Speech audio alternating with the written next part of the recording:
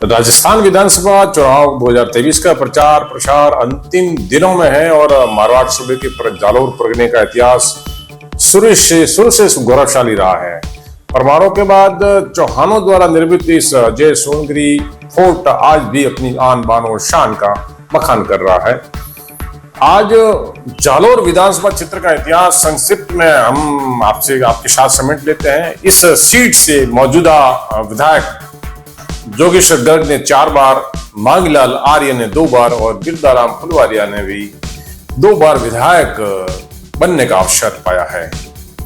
भारत आजाद होने के बाद राजस्थान राज्य बनने के बाद पहली बार चुनाव 2051 में हुए थे और जिसमें हाथ ऊंचा करके चुनाव मतदान किया था, जिसमें जालोर ए से राम राज्य पार्टी के माधो सिंह भैंसवाड़ा ने जय नारायण जो कि कांग्रेस के प्रत्याशी थे उनको 9184 मतों से करारी शिकस्त दी थी। उस समय बहुत बड़ी बात थी ये भी।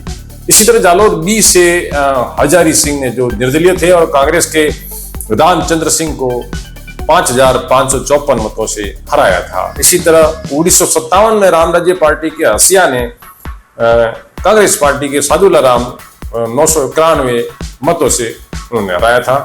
सीट एससी की बन गई थी उस टाइम। इसी तरह जालोर बी से नरपत सिंह ने रामचंद्र सिंह को 1888 मतों से हराया था। फिर आते हैं हम 1958 में जो कि उपचुनाव हुए थे और जिसमें जालोर ए से एल यादव ने जो कांग्रेस से थे और उसने हरिया को 3635 मतों से हराया था। 1962 में गिरधाराम फुलवारिया ने कांग्रेस प्रत्याशी के नाते खड़े होकर जयपाराम को 1750 मतों से हराया था। 1967 में जे राम ने जो स्वतंत्र पार्टी से थे और उन्होंने गिरधाराम फुलवारिया को जो कांग्रेस से थे 8551 मतों से हराया था। फिर 1972 में आते हैं तो 72 में भी गिरधाराम फुलवारिया ने टिकमचंद कांत को जिनकर सुविधा चाहते थे और तेज तरार नेता थे 4134 मतों से हराया। 1977 में टिकमचंद कांत ने वापस खड़े होकर बुरा राम को जो कांग्रेस प्रत्याशी थे उनको 3421 मतों से हराया था। 1980 में मांगीलाल आर्य ने कांग्रेस प्रत्याशी के नाते खड़े होकर भारतीय जनता पार्टी जब तक पैदा हो गई थी और उस पार्टी के टिकट से टिकमचंद कांत को 6984 मतों से हराया था। 1985 में मांगीलाल आर्य ने निर्दलीय प्रत्याशी नाथूराम को 7483 मतों से हराया। 1990 में जोगेश्वर गर्ग की एंट्री होती है और गर्ग ने भारतीय जनता पार्टी का टिकट लेकर कांग्रेस प्रत्याशी रामलाल मेघवाल जो अभी भी जिंदा है और मजबूत सामना कर रहे हैं, रामलाल मेघवाल को 5484 मतों से हराया। दोनों का यह पहला चुनाव था। 1993 में वापस जोगेश्वर गर्ग को बीजेपी से टिकट लाते हैं और उनके सामने रामलाल की जगह कांग्रेस टिकट बदलकर मांगीलाल आर्य को टिकट देती है, परंतु मांगीलाल रिकॉर्ड मतों से हार जाते हैं। 19,911 मतों से मांगीलाल की हार होती है। गर्ग दोबारा जीतते हैं, यहाँ गर्ग दो बार जीते हैं। 1998 में चुनाव में बीजेपी ने गर्ग का टिकट काटकर गणेशी राम मेघवाल को टिकट दिया और सामने वापस कांग्रेस के रामलाल मेघवाल आते हैं और रामलाल मेघवाल 1314 मतों से हार जाते हैं। बदकिस्मती कही है। गणेशी राम 1314 मतों से जीत जाते हैं। उसके बाद 2003 में वापस योगेश्वर गर्ग को भाजपा टिकट देती है और सामने होते हैं रामलाल मेघवाल जो कि कांग्रेस से टिकट लाते हैं और जोगेश्वर गर्ग 4539 मतों से वापस जीत जाते हैं। अब 2008 में रामलाल मेघवाल पहली बार जीतते हैं। लॉटरी खुलती है उनकी, राजयोग प्रबल होती है। वे जोगेश्वर गर्ग को भाजपा के कैंडिडेट भी होते हैं, उनके सामने उनको 16,265 मतों से हराते हैं।